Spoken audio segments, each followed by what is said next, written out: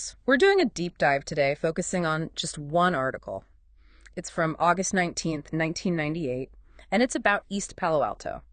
Yeah, and specifically, it highlights this really interesting grassroots effort led by a guy named Douglas Fort. Douglas Fort, right, and what he created. Exactly. He started this basketball league called For Youth by Youth. Mm-hmm.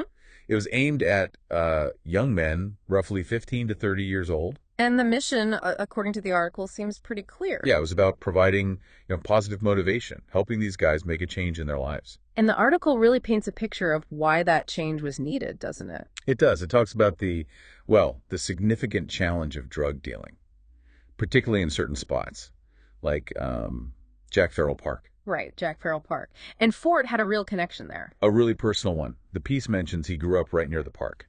He remembered a time when, his parents wouldn't let him go near it. Because of the drug activity, yeah. It was known for that back then. So that context is important. And what's really striking, reading this now, is the impact the league apparently had, like almost right away. How so?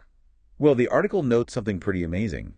On the day of the league's championship game, no drug dealing at the park, none at all. Wow, that's a stark contrast to his childhood memories of the place. A huge contrast. And the article directly quotes Fort saying drug trafficking there had dropped dramatically since the league got going. So it wasn't just like cleaning up the park for a day, it was a bigger shift. It seems so. And it went beyond just the location. It apparently impacted the players directly. Oh, okay, how? The source describes them, stopping selling drugs, finding actual jobs. The article uses the phrase beginning to straighten out their lives. That's significant. And Ford himself, it mentions, was surprised by something else. What was that? The complete lack of violence through the whole season. Not one incident reported in the article. Which, considering the environment they were trying to change, says a lot about what this league created. Absolutely. It speaks volumes. And he had this hope, right? It's mentioned in the article about the park itself. Yeah, he hoped the players would start to feel like a sense of ownership over Jack Farrell Park. That it would become their space. Shift the whole identity of the place. From somewhere known for crime to somewhere positive for the community. Giving them that stake, that belonging.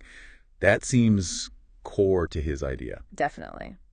Now, looking forward from that point in 1998, the article mentions his plans. Right. He was apparently heading off to Jackson State University in Mississippi. Okay. But he fully intended to come back next year. That's what the article says. And he had ideas. Maybe even starting a football league.